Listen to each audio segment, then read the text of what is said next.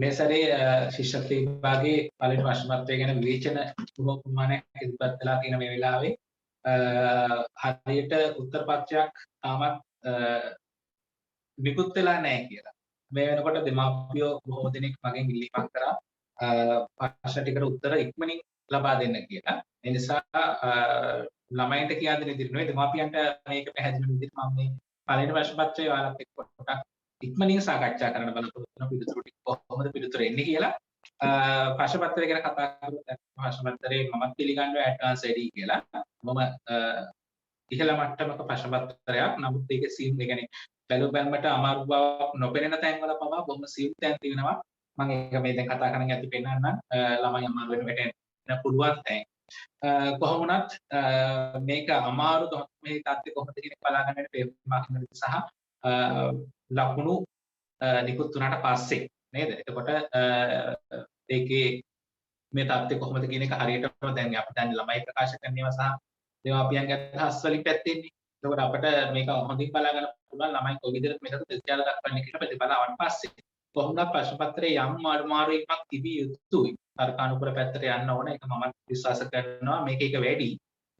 මොකද ලකුණු 200 ප්‍රමාණයට ආසන්න ප්‍රමාණය වැඩි හින්දා ලකුණු 200 ලකුණු 200ට සමාන වෙච්ච ලකුණු 200න් 200 ගණිත අය ප්‍රමාණය වැඩි නිසා ඊට ආසන්නතාවයට එන්න පුළුවන් විදිහට කියන ප්‍රශ්න පත්‍රයක අර පහසුවෙන් දක්ෂයා තෝරගන්න පේපර් එක පොඩ්ඩක් ඇඩ්වාන්ස් වෙන එක වැදගත් තරඟ විභාගයක කොහොම වුණත් මෙතෙන්දී ප්‍රශ්න පත්‍රයේ අර ටිකක් වැඩිපුර අමාරුයි මත අර අපි කියන කනා ෂොට් එකක් කනා ෂොට් එකක් ගහන ළමයට සමහරවිට chance එකක් වැඩි වෙන එක කරලා තියෙනවා දක්ෂයට වඩා. මොකද දක්ෂයා වැඩි වෙලාවක් අරගෙන ප්‍රශ්න පත්‍රය හදලා පිළිතුරක් තාද්දී සමහරෙකුට කනා ෂොට් එකකින් ඉක්මනින්ම සමහරට නිවැරදි පිළිතුරක් ගන්න හැකියාව ලැබෙන්න තිබ්බා කියලා අනුමාන කරන්න පුළුවන්කම තියෙනවා.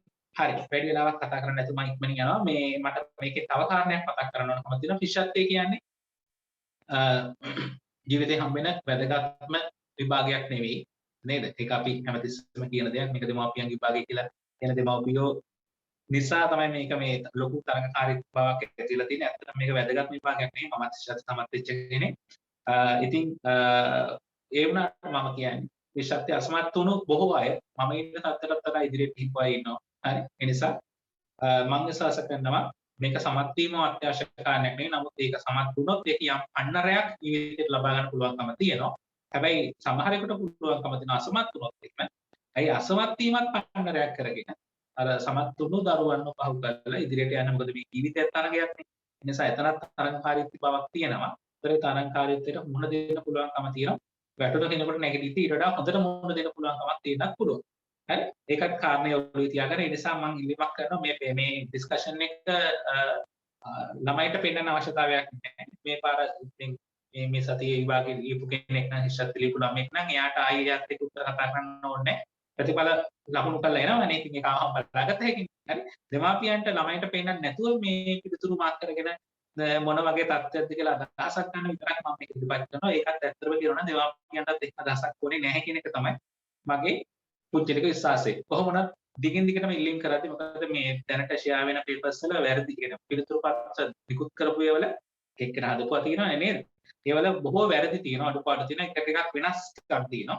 ඒ නිසා තමයි අවසානයේ තීරණය කරේ මේ දිගින් දිගටම මේ ඉල්ලීම කරද්දී මම මේකේ උත්තර ටික ලබා දෙන්න ඕන කියලා. හරි. මම ඒ නිසා ප්‍රශ්න පත්‍රයේ වේගෙන් කතා කරන්න යන්න බොහොම අඩු කාලයකදී මොකද ඔයගොල්ලන්ට දෙමාපියන්ට මේක ඉගෙන ගන්න තරම් දෙයක් අවශ්‍යතාවයක් නැහැ මේ වෙලාවේ. ඔවුන්ට අවශ්‍ය උත්තර මම පොඩි පැහැදිලි කිරීමක් කරන්නේ නේ. අර අනිත් අයගේ උත්තරත් එක්ක මගේ උත්තරේ නිවැරදි වෙන්න හේතුව මොකක්ද කියන එක පොඩ්ඩක් කියන්න ඕන වෙනවා. නැත්නම් ඒ වගේම වැරදි කියලා මගේ පිළිතුරු වැරදි කියලා සමහරවිට දෙමාපියන්ට අදහසක් ඇති වෙන්න පුළුවන් හින්දා. ඒ නිසා මම මේකේ පිළිතුරුත් වේගෙන් එහෙම පිළිතුර එන්නේ ඇයි කියන එක ගැන කතා කරගෙන මේක ඉස්සරහට යනවා.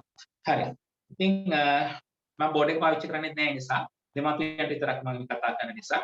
හරි. පළවෙනි එක ගත්තොත් පහත රූප තුන අතරින් එකක වෙනසක් ඇතිවීම රූපයේ තොරණ පිටන බොහෝ ළමයි කිසි ගැටලුවකින් තොරව කරලා තිබුණා. මෙන්න මෙතන තමයි වෙනස තියෙන්නේ නේද?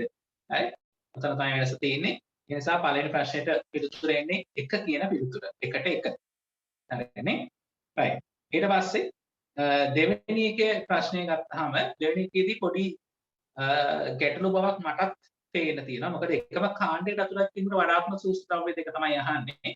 එතකොට එකම කාණ්ඩයකට ඇතුළත් කරන්න කිව්වහම මෙතන මොන අරමුණකින් කියන්නේ මොන වගේ දෙයකින්ද මේ එකම කාණ්ඩයට ඇතුළත් කරන්න කියන පොඩි ගැටලු සහගත බවක් තියෙනවා. නමුත් මේකේ බැලුවමට මෙන්න මෙහෙම දෙයකට තර්කානුකූලව වෙන්න පුළුවන්. ඒ තමයි මෙතන මේ තොප්පිය ඒ වගේම ඔරලෝසුව පාවහන් මේවා ඒ කියන්නේ සපත්තු මේවා මේ පැලඳුම් විදිහට තමයි අපි අර්ථ දක්වන්නේ. එතකොට මේ කුඩේ සහ බෑග් එක එහෙම පැලඳුමක් විදිහට නෙමෙයි ඒක අපි අතිරේකව අරන් යන එකක් නේද? ඒක මේ පැලඳින එකක් නෙවෙයිනේ. හරි? ඒ නිසා මේ තුන එකකටත් ඒ කියන්නේ අපි ගත්තොත් මොනවාද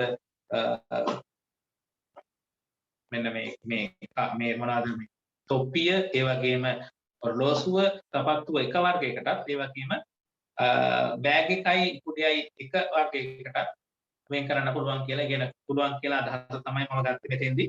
මේ පිළිතුරු සමහරට මේකට මට හිතෙනවා ඕල් හම්බෙන්නත් පුළුවන් කියලා ලකුණු හැම එකටම ලකුණු දෙන්නත් පුළුවන් කියලා හිතනවා. ඒ තරම් එක ගැටලු සහගත බවක් පේන හින්දා කොහොමවත් දෙකට දෙවෙනි පිළිතුර තමයි නිවැරදි බවට පේන්නේ. දෙවෙනි පිළිතුර තමයි නිවැරදි බවට පේන්නේ. හරි. දෙක නිවැරදි. එහෙනම් අපි යමු තුන්වෙනි ප්‍රශ්නෙට. 3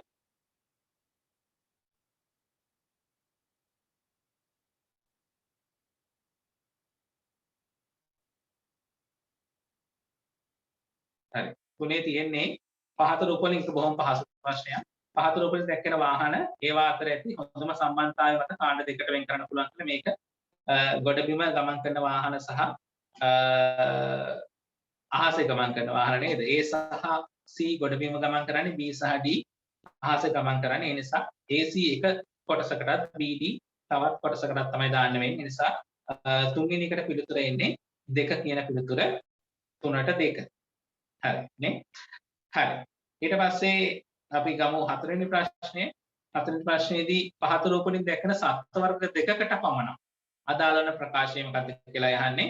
එතෙන්දී ශාකමය ආහාර ගනිද්වාම ඒක මේ වඳුරට අර ඉලවෙත් නේද? ඉලවෙක් හරි යමු හරි කොහොම හරි එයාට සහ මේ එළදෙනට තමයි ශාකමය ආහාර තියෙන්නේ.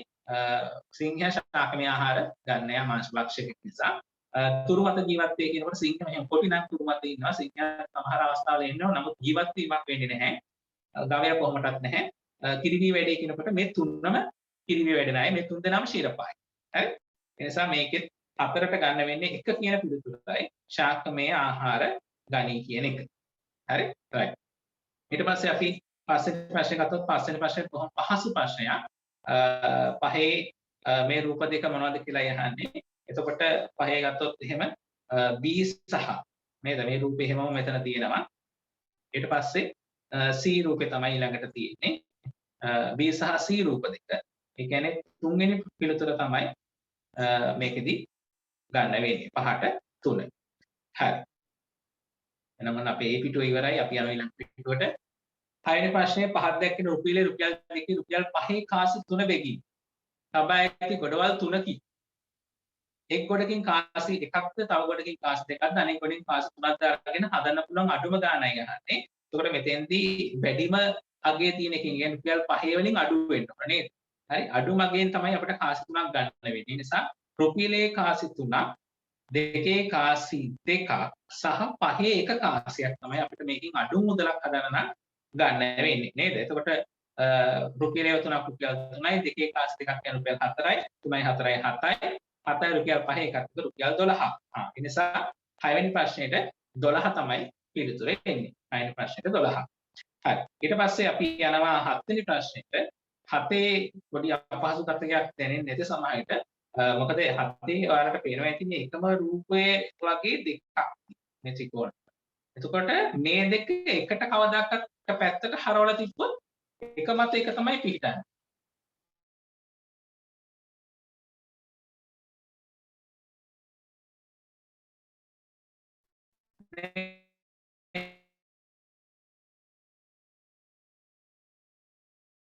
මේක නොපිට දාන්න ඒ කියන්නේ අර පැත්ත දාන්න නෑ. ඒ කියන්නේ මේක කියන්නේ මේක පිටුපස පැත්ත දාන්න බෑ. මොකද එතකොට මේ චාප කොටස මේ ඇඳලා තියෙන කොටස වැහිලා යනවා. නේද? මේ කොටස වැහෙනවා. ඒ නිසා මේකෙදි හැමතිස්සෙම මේ රූප දෙක එකතු කරද්දී එකකට එකක් ප්‍රතිවිරුද්ධ පැතිවලට තමයි ඒක හදන්න වෙන්නේ. ඒ නිසා අනිවාර්යයෙන්ම මේක බැලුවොත් ඔයාලට පේනවා ප්‍රතිවිරුද්ධ පැති වල දැන් මේකේ තියෙන එකම පැත්ත. දෙවෙනි රූපේ. තුන්වෙනි රූපෙත් තියෙන එකම පැත්ත. නමුත් පළවෙනි රූපේ ඔයාලට පේන ඇති මේක ඒ පැත්තට මේක අනිත් පැත්තට. එහෙම කරොත් විතරයි මේ වගේ බැලන්ස් කරගන්න පුළුවන්කම තියෙන්නේ මේ වගේ රූපයක් හැදෙන්නේ. ඒ නිසා 7ට එන්නේ පළවෙනි පිළිතුර. 7ට පළවෙනි පිළිතුර. හරි. අපි යනවා 8 වෙනි ප්‍රශ්නෙට. 8 රූපයේ ඇත්තේ එකම තරාදිය කන්නාසි ගෙඩියක්, අඹ ගෙඩියක්, ඇපල් ගෙඩියක් බරමයි ලද අවස්ථා තුනක් කියලා තියෙන්නේ. මේක බැලුවොත් ඔයාලට පේනේවි. මේකෙදි මෙතන එක ඕනනම් ඔයාලට 1 2 3 කියලා දාන්න නැතුව 10 20 30 40 එහෙම දාන්නත් පුළුවන්. මොන විදිහට ගත්තත් ඔයාලට මෙතෙන්ට එනවා 1 2 3 4 5 6ක් නේද? එකේ ඉලා ගත්තොත් 6ක් කියන්නේ. මෙතන දෙකේ ඉඳලා ගත්තොත් 3යි. ඔක 10 20 30 කියලා ගත්තොත් උඩ 60ක් සහ 30ක්. මේ ඉරි කැලකින් 100ක් වෙනවා නම් එතකොට 600ක් සහ 300ක්. ඒක අපි දන්නේ නැහැ. මොකද ඉලක්කම් දීලා නැහැ. නමුත් ඉලක්කම් නොදීම ගැටලුවක් නැහැ. මොකද සමාන දුරකින් තමයි ඉරි කැලි තියෙන්නේ. ඒ නිසා මේකෙන් අපිට පුළුවන් මේකේ බර කී ගුණයක්ද කියන අදහසට එළඹෙන්න පුළුවන්කම තියෙනවා. අන්නාසි ගෙඩියේ බර අඹ ගෙඩියේ බර මින් දෙගුණයක්ලු. ඔව් ඔයාලට පේනවා 3 6 කියලා කියන්නේ දෙගුණයක්. ඒ නිසා 8 පළවෙනි පිළිතුර තමයි එන්නේ. 8ට 1. හරි මම යනවා ස්පීඩ් වැඩි ගතියක් දැනවත් දන්නේ දෙමාපියන් කිව්ද මම මේ වේග කතා කරන්නේ 9ට ජල මට්ටම් විවිධ ජල මට්ටම් සහිත සමාන භාජන 5ක් රූපීද එතකොට ජල මට්ටම් වැඩි වෙන අනුපිළිවෙලට එම භාජන පෙළ ගැසෙන අවම වශයෙන් භාජන කීයක් පිහිටි වෙනස් කරන්න පුළුවන්ද කියලා අහන්නේ ඕන තරමක් මේ භාජන වෙනස් කරන්න පුළුවන් නමුත් අවම ගානයි අහන්නේ එතකොට ඔයාලට පේන ඇති මෙන්න මේක පිටිපස්සට යන්න ඕන නේද ඒකනේ වැඩිම ඒක පිටිපස්සට යන්න ඕන ඊට පස්සේ මේ පිටිපස්සේ තියෙන එක මෙතෙන්ට නෙවෙයි ඊට කලින් එක පිටිපස්සේ තියෙන එක මෙන්න මෙතෙන්ට එන්න ඕන නේද හරි එතකොට හරිනේ පිළිවෙල මේකේ අඩුම ඊළඟට මේක ඊට පස්සේ ඊළඟට ඒක නෙමෙයි ඊට කලින් අර අපි ඉස්සරහට ගණිතු එක්කන මෙන්න මේක ඊට පස්සේ මේක ඊට පස්සේ පිටිපස්සටම දාපු මේක හරි එහෙනම් අවස්ථා දෙකක් තමයි අපිට 9 වෙනි ප්‍රශ්නේදී අවම වශයෙන් භාජන පිහිටීම වෙනස් කරන්න වෙන්නේ. එහෙනම් 9ට 2 තමයි පිළිතුර එන්නේ. 9ට 2. හරි. 10 වෙනි ප්‍රශ්නය ගත්තොත් සුවඳ පාට මට නැති බව දන්නේ සිටන තැනදී හැඩයයි මම ගන්නේ මිහි පිට සෑමදෙන පිහිට ලබන්නේ උරණ වුණොත් නැත සමාව දෙන්නේ. මේක සුළඟද ආලෝකයේද ජලයේද කියන එක සුළඟ කියන අදහසට පොඩි සමානත්වයක් තියෙනවා. නමුත් මේක ජලය වෙන්න ඕන. මොකද සුළඟ වලත් මේ ඉන්න තැනේ හැඩය ගන්නවා. හැබැයි ඒක සම්පූර්ණ හැඩය ගන්න දැන් අපි කතා කරොත් භාජනයක් කියලා. ජලය භාජනයකට දැම්මහම භාජන මට මේක අඳින්න බෑ මම මවුස් එකෙන් අදින්නේ. හරි? වාජනේ වතුර තියෙන්නේ මෙච්චර නම් ඒ වතුර තියෙන ප්‍රමාණය තමයි ඒ හැඩේ ගන්නවා. නමුත් මේකට වාතය දැම්මොත් මේ සම්පූර්ණ මේ වාජනේම වාතය. හරි? එමය කියන්නේ ඒක අවශ්‍ය නැහැ. 10ට 3 පිළිතුර. 10ට 3 මේක ගැටලුවක් නැහැ. ඊට පස්සේ අපි යමු 11 වෙනි ප්‍රශ්නෙට 11ත් ගැටලුවක් තිබුණ නැහැ. මේක කියවලා සාමාන්‍යයෙන් ගන්න පුළුවන්. මෙතන මල් වලට ගස් වලට කියන දෙකම ගන්න පුළුවන්කම තියෙනවා. කොහොම වුණත් මේ නිර්මාණයක කියන වචනේ තමයි මෙතන වැදගත් වචනයකට එන්නේ. එතනින් තමයි අපිට මේ කියන්නේ මේ දෙවෙනි ඊටසෙන් තමයි නිවැරදි පිටුතර තෝරගන්න පහසු වෙන්නේ. හරි? නිර්මාණයක කියලා. ඒ නිසා 11ට එන්නේ මල් වලට පවා ගොස් මල් පැණි උරාගෙන විත් මීමැදිය තැන්පත් කරයි මීවදී මීමැස්සාගේ විශ්මිත නිර්මාණය. මීවදී සෑදීම සඳහා මීමැස්සා විශේෂ දක්ෂතාවයක් දක්වයි. ඒ විශේෂ ඇත්තටම විශ්මිත නිර්මාණයක් මොකද කියනවා ඒ ඕන මීවදයක ගත්තොත් ඒකම හැඩේ සහ එකම ප්‍රමාණය මීවද තමයි කියන්නේ ඒ අර ඒ ෂඩස්ත්‍රාකාරයේ හැඩේ ඒ එකම හැඩේ එකම ප්‍රමාණයෙන් තමයි හදන්නේ. ඒක සමහර අයගේ ලොකු වෙලා සමහර අයගේ පුංචි වෙලා එහෙම නැහැ. හරි ඒ නිසා විශේෂ නිර්මාණයක් තමයි. මේ මැස්සාගේ මෙම දක්ෂතාවයත් කඩසරකමත් උත්සාහයක් පුංචි අපි ආදර්ශයට ගන්න. 11ට 1යි. 11ට 1. හරි අපි 12 වෙනි ප්‍රශ්නට යනවා. 12 වන විනාශය ප්‍රධාන වශයෙන් ජල උල්පත් සිටියාමටත් පිරිසිදු වාතය නොලැබීමටත් පසසේදී යාමටත් හේතු වේ. එහි විපාකයේ වන්නේ අපගේ විනාශය අප විසින්ම ළඟා කර ගැනීමය. ඉහත ප්‍රකාශ සමස්ත අදහස. දැන් මේකේ වන සම්පතේ ඇති වැදගත්කම තමයි මේ කියන්නේ. මේකේ කියන්නේ නැහැ වන සම්පත විනාශ වෙලා කියලා. විනාශ වුණොත් වෙන්නේ කියනවා. නමුත් විනාශ වී ඇති බව මේකේ සඳහන් වෙන්නේ නැහැ.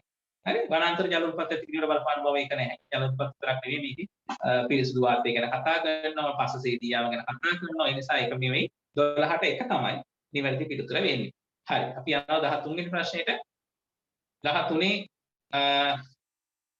ඔඩ්ලෝසු මුහුණතක කැබලි 3කට කැඩි. මුහුණතක් කැබලි 3කට කැඩි ඉන්නේ එක් කැබල්ල 8 9 10 11 12 තියෙනවලු. තවත් කැබල්ලක තිබු ඉලක්කම් වල එකතුව 12යි. ඉතිරි කැබල්ල ඇති ඉලක්කම් වල එකතුව කීයද කියලා අහනවා. මෙතන 12ට 1 ඉඳලා 12 වෙනකන් ඉලක්කම් එකතු කරන්න යන අවශ්‍යතාවයක් නැහැ. මේක කෑල්ලක්. ඒක පැත්තකට දාන්න. තව තියෙන කෑලි දෙකයි. ඒ තමයි 1 සිට 7 තෙක් නේද? 1 සිට 7 තෙක් ඉලක්කම් ටික තමයි මෙතන අඩු වෙලා. ඒතර 1 සිට 7 තෙක් ඉලක්කම් වල එකතුව අපිට වෙන්න හැකි. මේකට කෙටි ක්‍රමයක් තියෙනවා නේද? හරි. ඒ තමයි 7 ඊළඟ ඉලක්කමෙන් වැඩි කරලා දෙකෙන් බෙදෙනවා. නේ? නැත්නම් 1 ඉඳලා 7 වෙනකන් ඉලක්කම් ටික ටක් ගාලා එකතු කරන්න. හරි. ඒතර මේක 4කට 56 56 දෙකෙන් බෙදුවා මේක ලොකු පන්තිවලට ගියාම 8 දෙක කපනවා අපි. 4කට 56 56 දෙකෙන් බෙදුවා 28යි. ඒ කියන්නේ 28ක ඉතුරු ඉලක්කම් ටික දැන් 8 ඉඳලා 12 වෙනකන් එකතුව ඒ කියන්නේ 8 ඉඳන් 12 වෙනකන් ඉලක්කම් ටික ඔන්න තියෙනවා. 1 ඉඳන් 7 වෙනකන් ඉලක්කම් වල එකතුව 28යි. එතකොට ඒ 28 නුත් එක කෑල්ලක තියෙනවලු 12ක එකතු. ඒ ටික එකතුව 12යි. එහෙනම් අපිට තව ඉතුරු වෙන්නේ කොච්චරද? 8න් 2ක් 6යි 1යි. එහෙනම් ඉතුරු කෑල්ලේ 16. ඒ කියන්නේ තුන්වෙනි පිළිතුර නේද? ඉලක්කම් වල එකතුව 16ක් වෙන්න ඕනි. හරි. ඊට පස්සේ එහෙනම් 13ට 3 එන්නේ. අපි යමු 14 වෙනි ප්‍රශ්නෙට පාසලේ සිට මන්සන්දිය දෙසට එන අයෙකු තමයි ඉදිරියෙන් මෙම පූර්ව දෙකිය හැකිය. එතකොට රෝහලේ සිට එම මන්සන්දිය දෙස. රෝහලේ ඉඳලා මන්සන්දියට එනවා නම් රෝහලේ ඉඳලා එහෙනම් මෙන්න මේ ඉඳලා එන්නේ. කොහොම එන්නේ? එතකොට යාට ඉස්සරහින් පේන්නේ මොකද්ද? ඉස්සරහින් පේන්නේ පොලිසිය. නේ? ඒතර එහෙනම් උඩ පොලිසිය තියෙනවා. එහෙනම් තුන්වෙනි ප්‍රශ්නේ තුන්වෙනි පිළිතුර එන්නේ නැහැ. නේ? ඉස්සරහින්ම රෝහලේ ඉඳන කෙනෙකුට ඉස්සරහින්ම පේන්නේ පොලිසියට යන පාර. ඊට පස්සේ යාගේ දකුණු අත පැත්තෙන් තියෙන නගරය. එතන අපේ මේ පිළිතුරේ දකුණු අත පැත්තෙන් නගරයේ තියෙන පළවෙනි පිළිතුර නේ. එහෙනම් 14ට 1 තමයි පිළිතුර එන්නේ. හරි? 14ට 1. හරි. අපි යනවා 15 වෙනි ප්‍රශ්නෙට. 15 ළමයිත් එක්ක සාකච්ඡාවට පස්සේ නම් තේරුණා මේක බොහෝ අය හදලා තියෙනවා. ඒක ටිකක් අමාරු ගතියක් වුණත් ඒක හදලා තියෙනවා. මෙතන වෙන්නේ එකේ වර්ගය. ළමයි වර්ගය කියන එක දැන් තුන කිරීම එක කියන එක. හරි? එක් වරක් එක තමයි මේ මෙතන උඩ එන්නේ. ඒ වගේම මෙතන දෙක තියෙනවා. ඒකේ දෙවරක් දෙකේ වර්ග. එතන උඩ 4 එනවා. ඉලක්කම් දෙක හැදෙන්නේ එහෙමයි. සංඛ්‍යාව හැදෙන්නේ යට තියෙන ඉලක්කම් දෙකේ වර්ගවල. දෙක දෙකෙන් වැඩි වුණා 4යි. 3 3න් වැඩි වුණා 9යි. එහෙම තමයි 49 හැදෙන්නේ. එහෙනම් මෙතන 1 1කින් වැඩි වුණාම 1 එනවා. 3 3න් වැඩි වුණාම 9 එනවා. ඒ නිසා 15ට 2 තමයි නිවැරදි පිළිතුර වෙන්නේ. 15ට 2. හරි. 16 16 ප්‍රශ්නේ ඔයාලට මතකද දන්නේ පහුගිය කාලේ දැන් අවුරුද්දකට විතර කලින් Facebook එකේ එහෙම ෂෙයා වෙච්ච ප්‍රශ්නයක් මේ ප්‍රශ්නේ මේක අපි නම් කතා කරා මේ කලින් ඒ Facebook එකේ ගියාට පස්සේ තමයි මේක අපටත් කතා කරන්න අදහසක් පහළ වුණේ. මොකද මේක කියවනකොට මතක් වෙනවා දැන් බලන්න දාවන තරගයක් නිමවීමට මොහොතකට පෙර අනිල් දෙවෙනි ස්ථානයේ සිට නිමල්ව පසු කරේ. දැන් දෙවෙනියව පහු කරනවා. සාමාන්‍යයෙන් කෙනෙකුට මේක කිව්වම මතක් වෙන්නේ දෙවෙනියා පහු කරාම කෙනෙක් ඒ පහු කරන කෙනා පළවෙනියයි. මොකද දෙවෙනියනේ පහු කරේ. ඒ නිසා පහු වෙන කෙනා දැන් පහු කරලා ඉස්සරහට යන කෙනා ඉන්නනේ එයා පළවෙනියා කියලා තමයි අපි ඔළුවට යන්නේ. නමුත් එහෙම නෙවෙයි වෙන්න ඕනේ දෙවෙනියාව එයා පහු කරා නම් ඒ පහු කරපු කෙනා තමයි දැන් දෙවෙනියා. නේද? පැහැදිලිද? දැන් මේ ඉස්සරහ එක්කෙනෙක් යනවා. මේ යනවා පිටිපස්සෙන් දුවන එක්කෙනා. දැන් මේ උඩට මේ පැත්තට දුවනවා.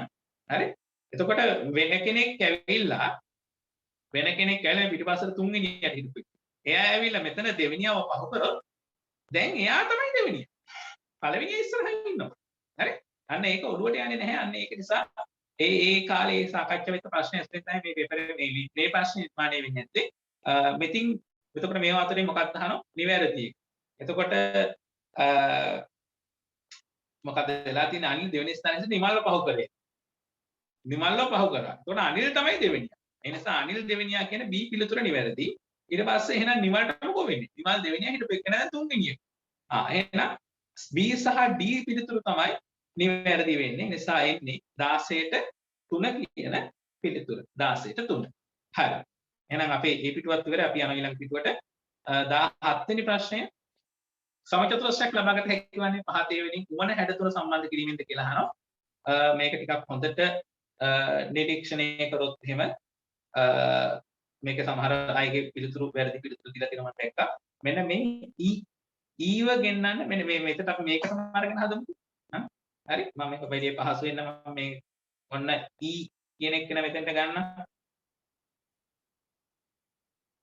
ඔන්න E කියන එක මෙතෙන්ට සෙට් කරනවා. හරි ඊට පස්සේ මම ගන්නවා මෙන්න මේ ඒවත් ගන්නවා. අන්න ඒව ගත්තාම මොකද බලන්න වෙන්නේ? හරි. මොකද මේකත් සමහර ගෲප් වල වැරදි පිළිතුරක් දාලා තිබෙනවා. මම ඒකයි මේක ඇඳලා පෙන්නන්නේ. එතකොට ඔයාලට පේන්නේ නැති සමිත ප්‍රශ්නයක් හදන්න පුළුවන් කියලා. ඒ නිසා 17 වෙනි ප්‍රශ්නෙට එන්නේ තුන්වෙනි පිළිතුර. A, D සහ E කියන පිළිතුර තමයි 17ට එන්නේ. හරි. 18 වෙනි ප්‍රශ්නේ. ඒක සමහර අය පළවෙනි පිළිතුර කියලා මම දැක දාලා තියෙනවා.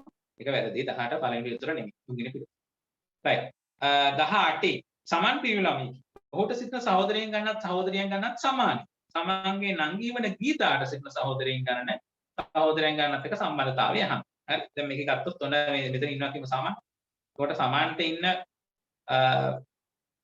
පිරිමි ළමයි සහෝදරයෝ ගන්න. සහෝදරයෝ අපි තුමු සහෝදරයෝ ඉන්නවා කියලා කීයක් කරපින්න නිකන් පහක් කියලා හිතමුකෝ. සහෝදරයෝ පහක්. නෝ සහෝදරිය ගන්නත් සමානයි. ඒකත් පහක් කියලා ගන්න. කමක් නැහැ. කැමති ලක්කමක් ගන්න පුළුවන්. හරි. දැන් එතකොට මෙතන ඊළඟට කියන්නේ මොකද්ද? එයාගේ නංගිට. ඒ කියන්නේ දැන් සහෝදරිය ඉන්නවා. කියන්නේ නංගිනේ දැන් මෙහි. මේ නංගි ඉන්නේ මේ 5 දෙනාගේ එක්කෙනෙක් නංගි. හරි. ඒතර එයා 5 දෙනාගේ එක්කෙනෙක් වෙනකොට එයාට සහෝදරියනේ කීයද? සහෝදරිය ඉන්නේ යාට 4යි. හැබැයි යාට සහෝදරයෝ මේ සහෝදරයත් එකතු වෙනවා අර සහෝදරයෝ 5 දෙනාට. මෙයාගේ සහෝදරයෝ 5 දෙනයි අරයත් එක්ක එයත් සහෝදරයෙක් නේ. එහෙනම් 6යි 4යි වෙනවා. එහෙනම් ඔයාලට පැහැදිලි මෙතෙන්දි ඇය ගීතාට සිටින සහෝදරයන් ගන්න සහෝදරියන් ගන්නට වඩා වැඩි නේ සහෝදරයන් ගන්නට වඩා වැඩි 18ට එක තමයි පිළිතුර එන්නේ සහෝදරයන් ගන්නට වඩා වැඩි මේකත් මම දැක්ක සමහර අයගේ පිළිතුර වැරදිලා තියෙනවා ගෲප් වල තාම පිළිතුරු එක ඕනමයි right අපි යනවා 19 වෙනි ගානට 19 ගත්තොත් එහෙම 19 කියනවා අනිල් නිමල් සුනිල් යන තිදෙනා අතරින් දෙදෙනෙක් නිම්මලට වඩා වැඩි මල්ලි මේක අපිට අර ඇඳලා අපි පන්තිදී කතා කරන්නේ ඒ ක්‍රමයට තමයි මේක හදන්නේ මේක බොහොම පහසුවෙන් විවිධක් ඇඳලා අපිට හදෙකි මම අදලා පෙන්නන්න අපි ගත්තොත් එහෙම ගමේ පැත්තට තිරක් ගහගමු කවුද අනිල් නිමල් සුනිල් යන තිදෙනා අතරින් දෙදෙනෙක් නිමල්ට වඩා වැඩි මල් දෙදෙනෙක් නිමල්ට වඩා වැඩි මල් උඩ ඔන්න දැන්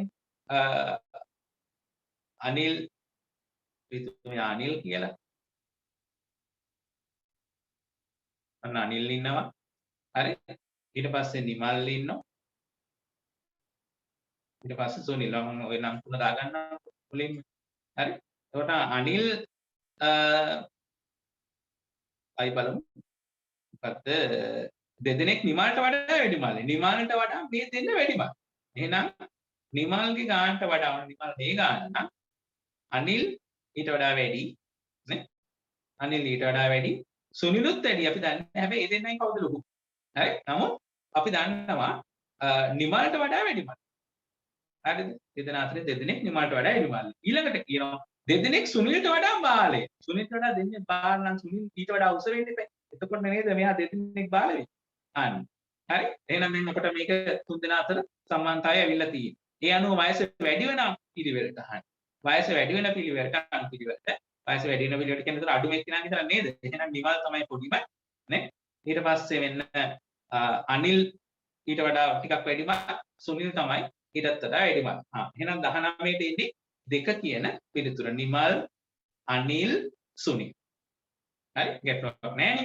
හරි 20 වෙනි ප්‍රශ්නෙට අපි යනවා 20 කියන පන්ති කාමරේ ඉන්න ගෑල් ළමයි සංඛ්‍යාව 20 පිරිමි සංඛ්‍යාවෙන් දෙගුණයයි මේ බලන්නකො ගෑල් ළමයි ගාන මෙච්චර නම් පිරිමි ළමයි ගාන ඒ වගේ දෙකයි හරි නේද ගෑල් ළමයි මෙච්චර නම් ගෑල් ළමයි එක මල්ලක කියමුකෝ එහෙනම් පිරිමි ළමයින්ට මලු දෙකයි හරි දෙගුණයයි හරි එම පන්ති කාමරේ ඉන්න ගෑල් ළමයි සංඛ්‍යාව පිරිමි ළමයි සංඛ්‍යාව එකතු එතකොට එකතුවක් එන්න ඕනේ එහෙනම් තුනෙන් බෙදන්න පුළුවන් ඉලක්කයක් නේ හරි නේද ඒ අතන දෙකයි මෙතන එකයි තුන් ගුණයක් ඔබ ගත්තොත් තුන් ගුණයක් අර තුනෙන් බෙදන්න පුළුවන් ඉලක්කයක් 25 26 කියනවා තුනෙන් බෙදෙන්නේ නැහැ 25 26 තුනෙන් බෙදුවාම දශම ගණන් භාග ගන්න එතකොට ළමයි භාග ගණන් ළමයි කෑලි ඇත්තේ නැහැ එහෙනම් අනිවාර්යෙන් තුනෙන් බෙදෙන පිළිතුරක් ඒ නිසා 20ට එන්නේ 3 කියන පිළිතුර 20ට 3 හරි 21 ගත්තොත් එහෙම 21 ඔයාලට පේනවා ඇති මේක මේ පැත්තට යනකොට අමාරු නම් මේ පැත්තට ඒතකොට මේක පේනවා ඇති මේක දෙකින් වැඩි වෙලා නැහැ බෙදීමක් වෙලා නෙහින් තියෙන්නේ වැඩි කිරීමක් කියලා අනිත් පැත්තට ගත්තට ප්‍රශ්නයක් නැහැ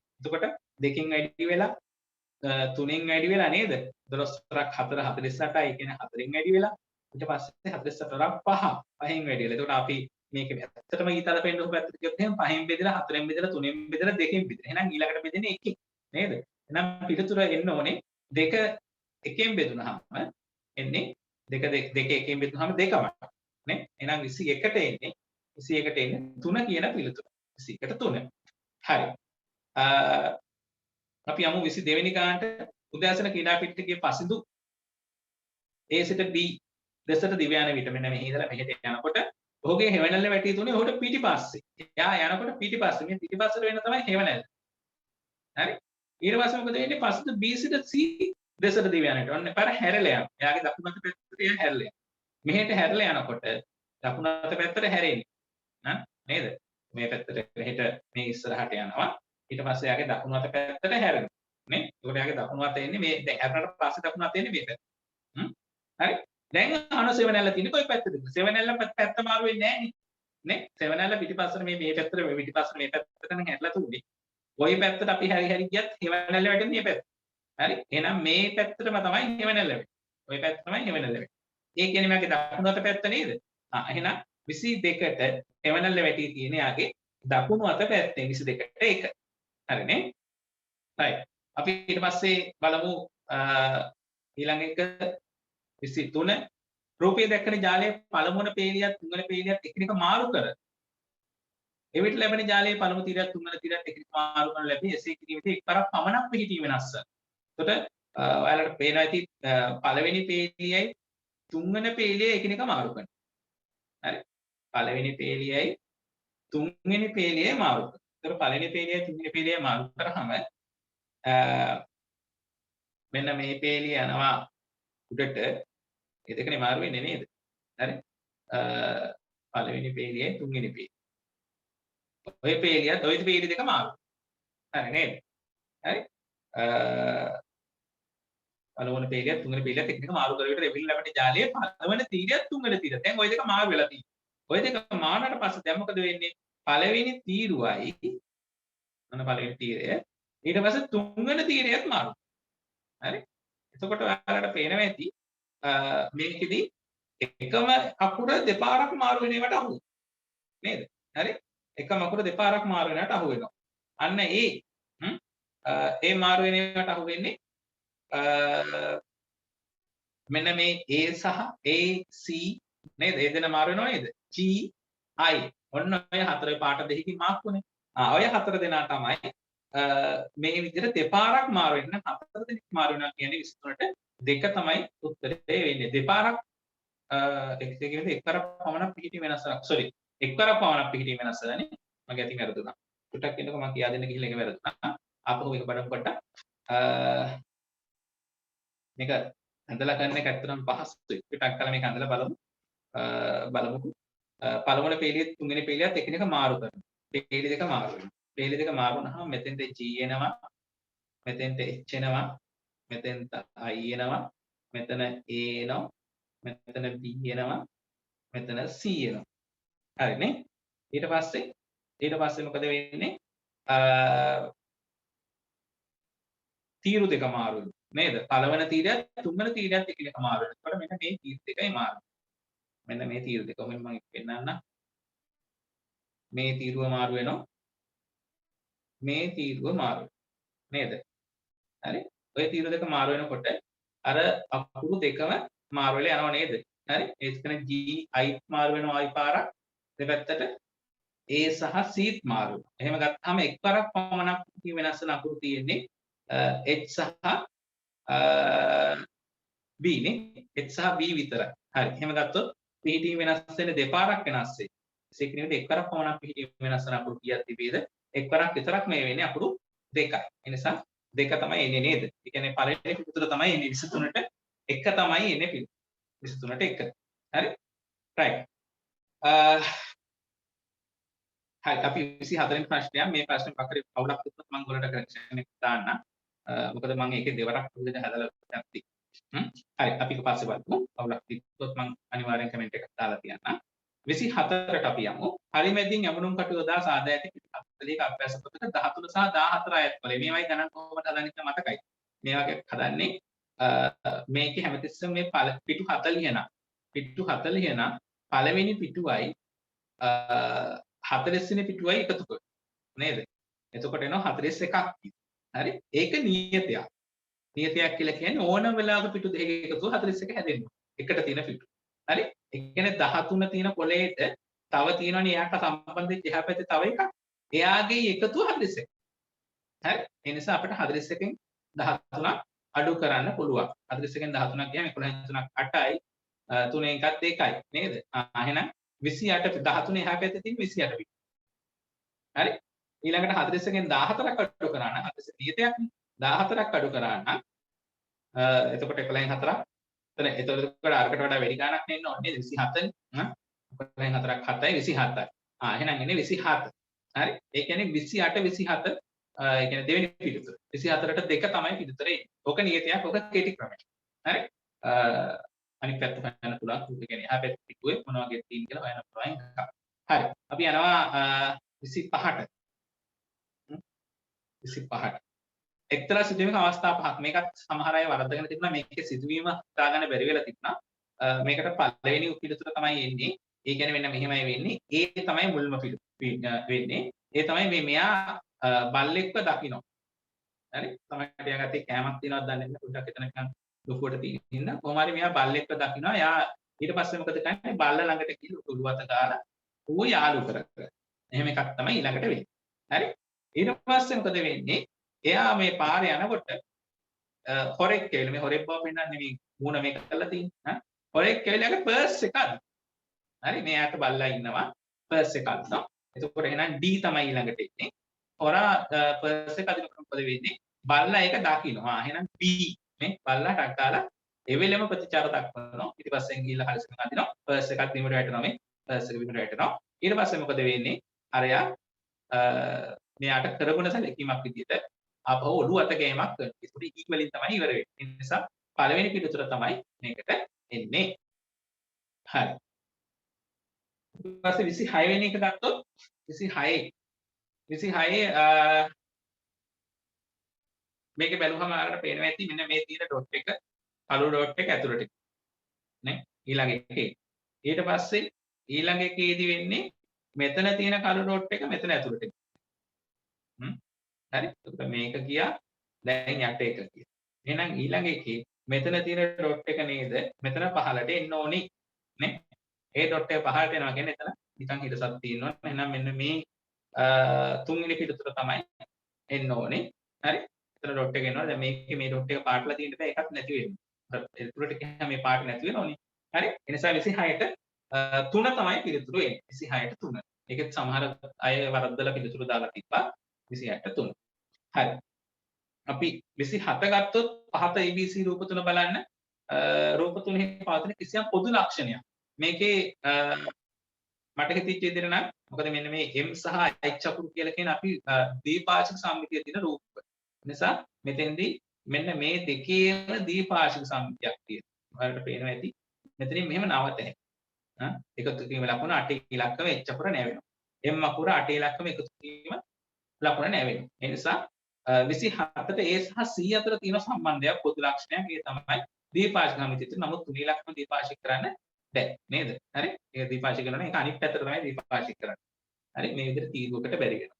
ඒ නිසා ඒ සිද්ධිය පදනම් කරගෙන තමයි මම මේකේ 27 දෙක කියන පිළිතුරට ළඟා වෙන්නේ. හරි? 27 දෙක. හරි.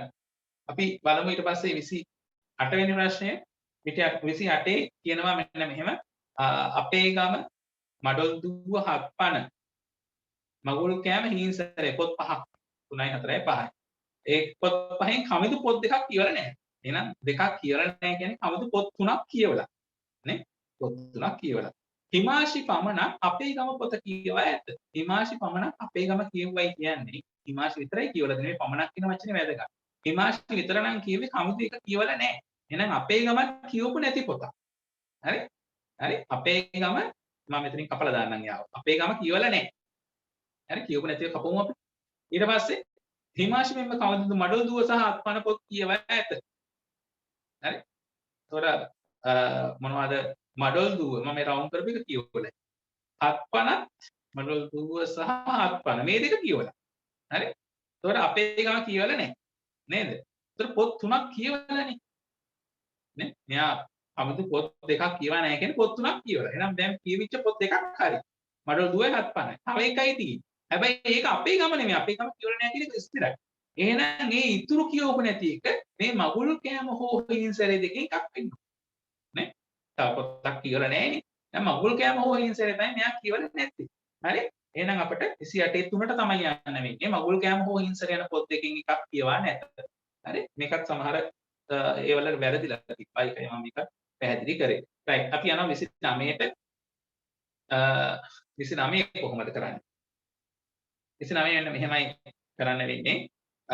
මුලින්ම මෙන්න මේක ගිහිල්ලා අපි ඒක දාමු එහා කොනට. මේක අර මේ හැම ගානකම පරණ ගානක පොඩි වෙනස් කිරීමක් එක තමයි ආමුවක් පේන්නේ.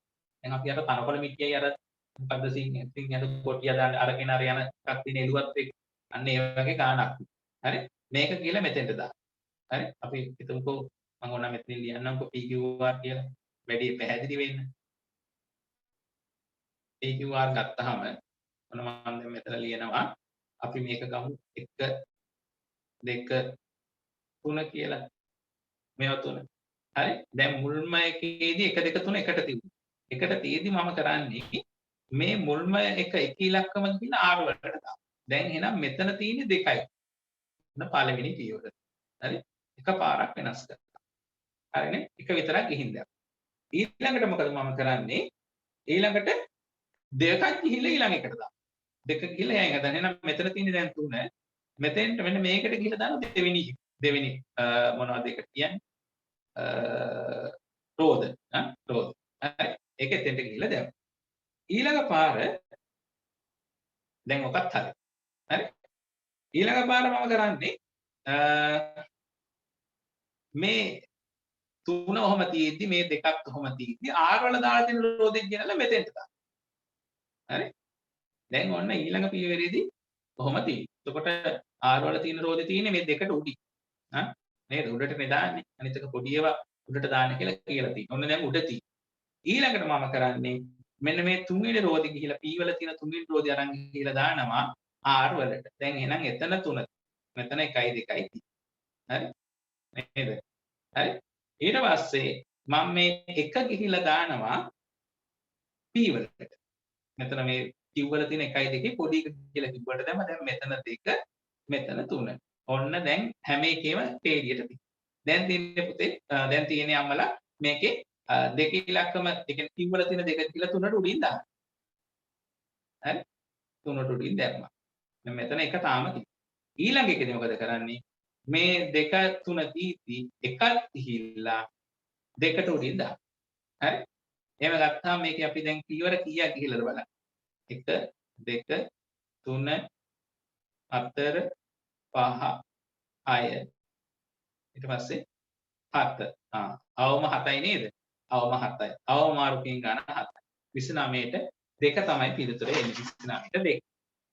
හරි. 30 වෙනි ප්‍රශ්නය ගත්තොත් ඉහ බලමු.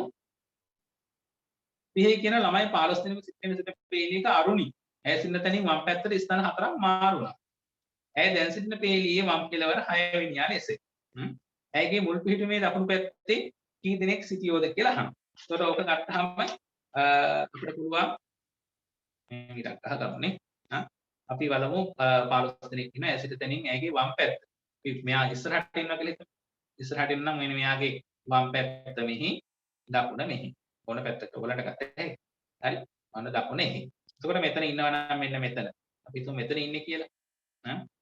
මෙතන ඉන්න ඕන අරුණි.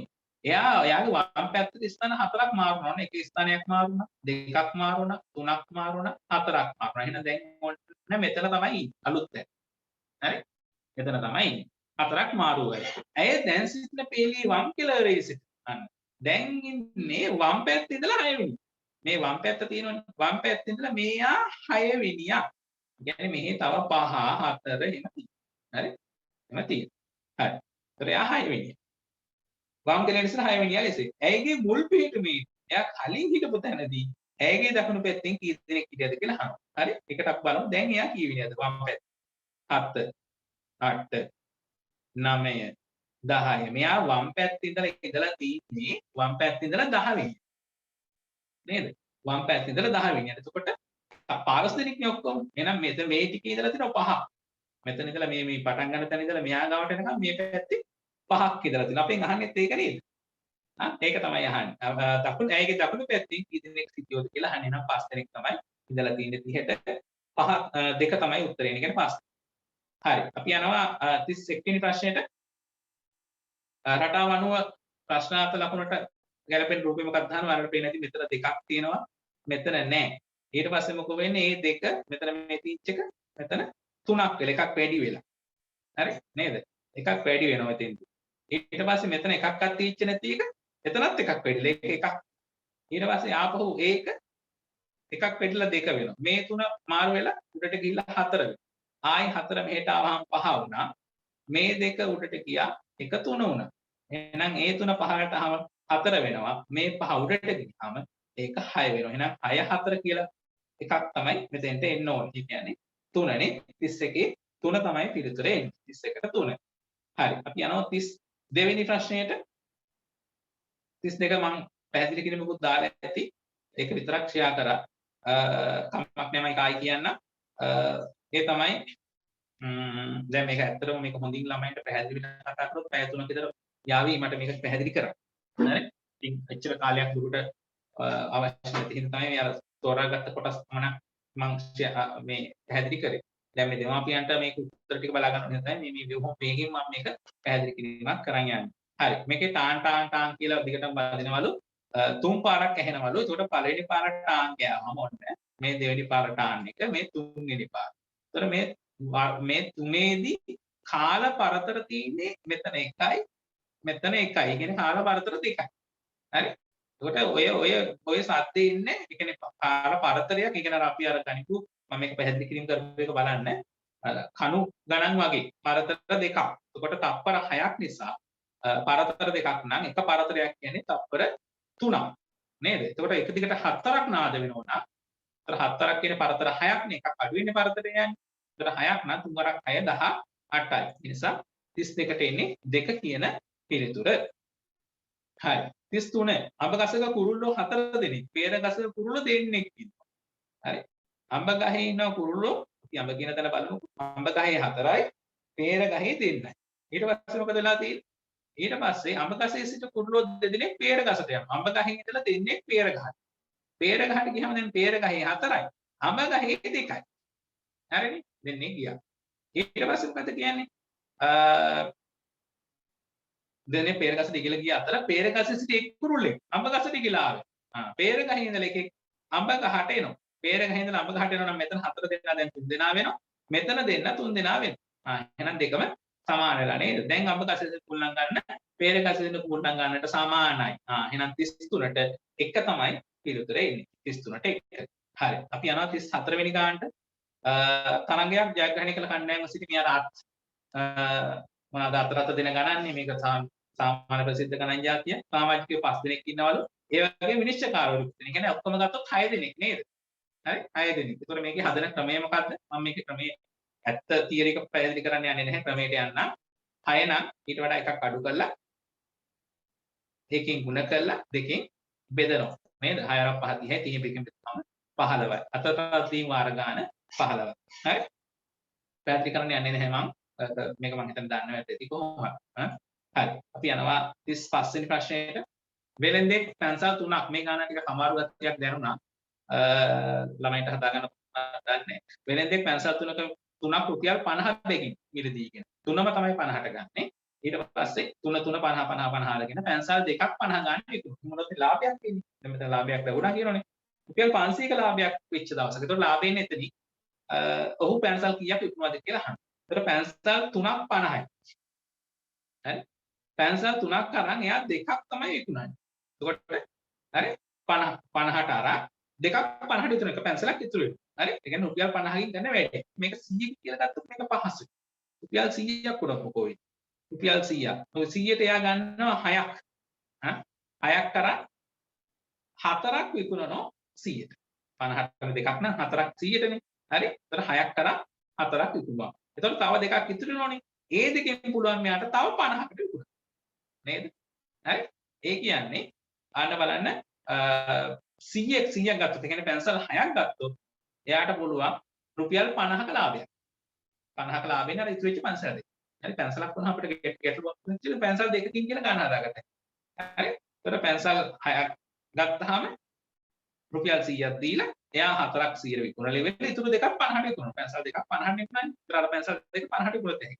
හරි? ඒ කියන්නේ රුපියල් 50ක ලාභයක් කරන පැන්සල් 6ක්. හරි? ඒතර රුපියල් 500ක ලාභයක් කියන 50ේව 10ක් 500. එහෙනම් 6ේවත් 10ක් නේද? 6ේවත් 10ක් එහෙනම් අරගෙන තියෙනෝනේ එහෙම සලාභයක් එන්න. එහෙනම් උත්තරේ ඉන්නේ 35ට 3. ඉතින් මම දන්නේ නැහැ දරුවන්ට මේ තරම් තර්කන හැකියාවක් තියෙද කියලා මේ වගේ තර්කයක් දාලා මේක ගන්න. හරි. අපි යනවා 36 වෙනි ප්‍රශ්නෙට. 2022 වර්ෂය සඳහා එක්තරා දින දර්ශනයක් ඇත්තේ එක මාසෙක මේක අපේ සාමාන්‍ය තියෙන අර කැලෙන්ඩර්ස් වල තියෙන අපේ එක පිටුවේ කලින් මාසේ ඊට පස්සේ මාසේ අපෙන් අහන්නේ දින දර්ශනේ පිටු 12ක් තියෙනවා. ඕ හරි. කීයක 2022 වර්ෂයට අයත් මාස පමණක් උතුනේ. හරි? දැන් මේ කැලෙන්ඩරේ තියෙනකොට කැලෙන්ඩරේ උඩ තියෙනවා මේ දින යට තියෙනවා කලින් මාසේ ඊට පස්සේ මාසේ. කලින් මාසේ පස්සේ මාසේ තියෙනවා. එතකොට ජනවාරි මාසේ හැමතිස්සෙම ජනවාරි මුල්ම කොලේ තියෙන කලින් අවුරුද්දේ දෙසැම්බර්නේ. එහෙනම් ඒක බෑ. ඊට පස්සේ ඒ කැලෙන්ඩරේ දෙසැම්බර් මාසේ තියෙන ඊළඟ අවුරුද්දේ ජනවාරිකනේ. නේ? පස්සේ මාසෙට. එතකොට ඒ කියන්නේ මුල් පිටුව සහ අවසන් පිටුව අනිවාර්යෙන් ඉවත් වෙන්න ඕනේ. මොකද 2022 විතරක් නෙමෙයි ඒක තියෙන්නේ. නේ? එහෙනම් උත්තරේ එන්නේ 12න්. දෙකක් ගියාම 10යි කියලා. 36ට එක තමයි 36ට එක. හරි. ඊට පස්සේ අපි බලමු 37 වෙනි එක. ඍජු කෝණාශ්‍ර ගාන. ඍජු කෝණාශ්‍ර ගාන මේක නම් බොහොම පහසුයි නේද? ඍජු කෝණාශ්‍ර ගත්තාම මේකේ තනි ඍජු කෝණාශ්‍ර තියෙනවා 2යි 3යි 4ක්. ඊට පස්සේ අපිට පුළුවන් එකතු කරලා ගන්න නේද? එකතු කරලා ගත්තොත් බලමු පාට කළාම පෙන්නන්න. එකතු කරලා ගත්තොත් මෙන්න එකක් 5යි නේද? ඊට පස්සේ මේකත් ගත්තාම එකතු කරලා ඒක 6යි. ඊට පස්සේ මේ දෙක එකතු කරලා ගන්න පුළුවන් මෙහෙම 7යි නේද? හරි. ඊට පස්සේ පල්ලෙහා තියෙන දෙකත් එකතු කරගත්තාම 8යි. ඊට පස්සේ අපිට පුළුවන් කොහොමද? මේ ඔක්කොම එකතු කරලා එකක් ගන්න නේද? එකත් එක්ක 9යි. එහෙනම් 37ට 9 තමයි ඍජු කෝණාශ්‍ර ගාන 9යි. හරි? මේක ගැටලුවක් නෑ. right. අපි යනවා 38 වෙනි ගානට. මේකේ ලී කුට්ටි කීයක් ඕනද කියලා ගහන්නේ කියලා ඉන්න. එතකොට අපිට පුළුවන් මෙතන ලී කුට්ටුව දාගන්න නේ. හරි. මෙතන ලී කුට්ටිය. හරිද? වෙන පාටකින් අදිමුනේ. පේන්නේ නෑනේ.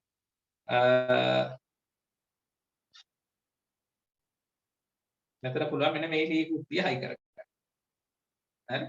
එතකොට එක ලී කුට්ටියක් හරි. මේක හිතෙන් පුළුවන් මෙච්චර ළඟලන්න ඕනේ නෑ. හරි? මම මේක පැහැදිලි වෙන්න ඕන හින්දා ඔන්න මේ දැම්මා. එකක් හරි. ඊට පස්සේ පුළුවන් මෙන්න මෙතන මෙහෙම ගෙනල්ලා මෙතනින් අරගෙන මේකත් පුළුවන්. හරි? ඒ කියන්නේ ලිව්වොත් අපි ඕන ටික මෙතෙන්ට එකයි. ඊළඟ පේළියේ 2යි 2යි 4ක් වත්. එහෙනම් ඊළඟ පේළියේ 4ක්. ඊට පස්සේ මෙන්න මේකේ වෙන පාටින් හරියට මෙන්න මේකේ ඒකේ මේ පැත්තට 3යි මේ පැත්තට 3යි නේ මේ පැත්තට මෙහෙම කොටු තුනක් එනවා. ඒ කියන්නේ එතෙන්ට එනවා 9ක්. හරි? හරි. එහෙනම් එන්නේ කොහොමද? 1යි 4යි 5යි 9යි 9යි 4යි 13යි 14ක්. හරි? 14ක් ඕන ලී කුට්ටි මේක ගණකයක් බවට පරිවර්තනය කරන්න හදන්න ඕන ලී කුට්ටි ගන්න. හරි. ඊට පස්සේ 39 වෙනි ප්‍රශ්නයට යමු. 39 වෙනි ප්‍රශ්න මම දැක්ක සමහර අය Facebook එකේ වෙනම දාලා තියෙන එක කියලා කපලා මේක කොහොමද හදන්නේ කියලා. හරි? 39 අපි පොඩ්ඩක් බලමු. මේක එච්චර අමාරු එකක් නෙවෙයි. මම මේක පැහැදිලි කරන්න. ළමයින්ට අමාරු වෙන්න පුළුවන් මම කියන්නේ. දෙමාපියන්ට අමාරු වෙන්නේ. ඈ රතු පැන්සලේ දිග සහ නිල් පැන්සලේ දිග මේක ඇත්තටම ළමයින්ට පොඩි තර්කයක් දාලා ගන්න පුළුවන් එකක්. හරි? දැන් ඔය කොච්චර අපි මේ පේපර් එක අමාරු එකවත් ලකුණු ආවට පස්සේ බලන්න ලකුණු 200ට ආසන්නයේ ළමයි ඉඳී. හරි? මේ කොච්චර මේ පේපර් සමා වුණත් ලකුණු ගන්න ළමයි ඉන්නවා. ඉතින් ඇත්තටම මේ විෂය විභාගේ පේපර් එකක් දෙන්නේ සුදුසු අර හොඳ දක්ෂම ළමයි ටික තෝරන්න. එතකොට ප්‍රශ්න පත්‍රයක් ලීසි කරලා මේ වැඩේ කරන්න බෑ. හරි? දැන් මේවා මම මේ කිව්වම සමහර දෙමාපියෝ මට බැනලා මෙසේජ් එකක් දාපු අවස්ථා තුන මෙයා මගේ ළමයින්ගේ අම්මලා නෙමෙයි. හරි? ඒක කිව්වහම ඒ සමහර අය ඒක දැන් මේ අම්මලා විභාගෙ. ඒතකොට අම්මලා මේක අර ඉන්නේ දැන් මේ මූඩ් එකේ ඉන්නේ. හරි? ඉතින් ඇත්තටම පේපර් එක නිකන් මේ ශිෂ්‍යත්ව වගේ තරග විභාග පේපර් එක අමාරු වීමක් වෙන්න ඕනේ. මේ වගේම නෙවෙයි මම කියන්නේ මේක වැඩි කියන එක මම පිළිගන්නවා. හරි? මේ යම් තාක් දුරකට අමාරු වීමක් වෙනවා නැත්නම් තරගයක් දෙන්න බෑ. හොඳ තරගයක් කියන්නේ දක්ෂම සෙට් එක උදේ කරගන්න අපිට එහෙම කරන්න වෙනවා. හරි. මේක පොඩ්ඩක් අපි බලමු. රතු පැන්සලේ දිගයි නිල් පැන්සලේ දිගයි එකතුට වඩා කොළ පැන්සලේ දිග වැඩි. අපි අර ඉදි ඇඳලානේ මේක කරන්නේ. අපෝ ඕන අපි ඉරක් ඇඳගමු. බලන්නකො.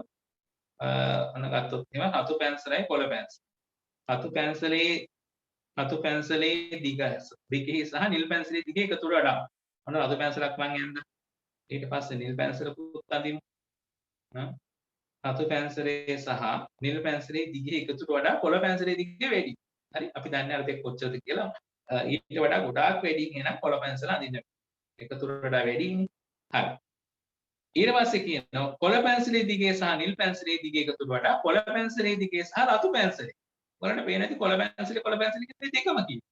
කොළ පාටයි නිල් පාටයි එකතු කරාමයි කොළ පාටයි රතු පාට එකතු වෙනවා. කොළ පාට එකතු කරන්නේ ඕනේ නේද? ඒක සමාන නිසා අපිට කොළ එක අයින් කරතේ. නේ? එහෙම ගත්තොත් මොකක්ද වෙන්නේ? එහෙම ගත්තොත් එන්නේ නිල් පැන්සලේ දිගේ එකතුවට. ඒ කියන්නේ එකතු කතාවකුත් නැහැ. එහෙනම් නිල් පැන්සලට වඩා මොකක්ද වෙන්නේ? රතු පැන්සලේ දිග වැඩි. නිල් පැන්සලට රතු පැන්සලේ දිග වැඩි. එහෙනම් අපිට මේ රතු පැන්සල දිග කරගත්තා නම් හරි. හරි? මොකනේ කියන්නේ? හරි? හරිනේ රතු පැන්සලේ දිග වැඩි එක. දිග වැඩි. හරි. එහෙනම් ඔන්න මම ඔන්න ඇඳගෙන ඉවරයි. දැන් අහනවා දිග අඩුම පැන්සලේ ඉඳලා කවුද කියලා. දිග අඩුම පැන්සල. හරි. එහෙනම් දිග අඩුම පැන්සලේ ඉඳලා එන්න ඕනේ කවුද? අඩුම නිල් පාට. මේක තමයි අඩුම එක. නේ? හරි? ඒක තමයි අඩුම එක. නිල් පාට. ඊට පස්සේ රතු පාට. නේ? ඊට පස්සේ තමයි ලොකුම එක තමයි කොළ පාට. හරි. නිල් රතු කොළ. එහෙනම් 39ට එන්න ඕනේ කීයද? 39ට එක පිළිතුර තමයි එන්න ඕනේ. 39ට 1. හරි. අපි යනවා 40 වෙනි ප්‍රශ්නෙට. 40 ගත්තොත් එහෙම 40 මේක නම් ඔයාලට පුරුදු ප්‍රශ්නයක්. මේක නිතරම ප්‍රශ්නයක් නේද? නිසා මේක ඉච්චර අමාරු එකක් නෙමෙයි. මෙතන රමණීගේ ඉඳලා මීනගේ ගෙදරට කිලෝමීටර 2යි. මීනගේ ගෙදර ඉඳලා පැතුම්ගේ ගෙදරට කිලෝමීටර 4යි. ඒතකොට රමණී පැතුම් ළඟ ගෙදර යනවා නම් ඒ දුර ගත්තොත් 2 සහ 4 එකතුව නේද? ඒ කියන්නේ 6 තමයි එන්න ඕනේ. වගු දෙක අතර කියන්නේ මේ රමණී සහ පැතුම්ගේ ගෙවල් අතර දුර 6 තමයි එන්න ඕනේ. හරි. ඉතින් මම අවසාන වශයෙන් කියන්න ඕන පණිවිඩය තමයි මේ ශිෂ්‍යත්ව පාස් වුණා මම පටන් ගන්න ඉතින් පාස් වුණත් අසමත් වුණා. ඉතිරි ඒක ඊළඟට අපිට සාමාන්‍ය පෙළ විභාගය තමයි වැදගත්ම විභාගයකට තියෙන්නේ. ඉතින් ඒක කල්පනාවෙන් හොඳින් කරගෙන යන්න. මට තව පොඩි මතක් කිරීමක් කරන්න පුළුවන් නම් ඒ කියන්නේ මමත් 6:11 ගණිතය පන්ති කරනවා. ඉතින් කාට හරි ඕන නම් මගේ ක්ලාස් එකකට සම්බන්ධ වෙන්න පුළුවන් ඔන්ලයින් කරනවා. 073යි 378යි 154 මගේ නම්බර් එක. මෑත කාලේ නම් අවුරුදු 3-4-5ක කවදාකවත් මගේ ගණන් වලට ඒකට අඩුවෙන් ගණිපු ළමයි මෙතෙක් ඇවිල්ලා නැහැ. හරි? මොකද 아무තුම ඒ කියන්නේ එකම වෙනම ක්‍රමයකට තමයි මම ක්ලාසස් කරගෙන යන්නේ. ඒ නිසා මම ඉල්ලා සිටිනවා දැන් ඕක අමතක කරලා දාලා ඉතුරු වැඩ ටිකට ළමයින්ට දැන් මේ නිදහසේ මේ කාලේ ඉන්න ඇරලා ඊට පස්සේ අපිත් එක්ක පුළුවන් නම් සම්බන්ධ කරන්න. එහෙම වුණොත් අපි මේ අතෑරෙන ප්‍රශ්න ටික මේ දින ගැටලු ටිකත් අපි 11 වසරේ නිරාකරණය කරගමු කියලා. හරි. ඉතින් බොහොම ස්තුතියි. අපි ආයෙත් දවසක හම්බෙමු. එහෙනම් කොටම බොහොමත්ම ස්තුතියි. හරි.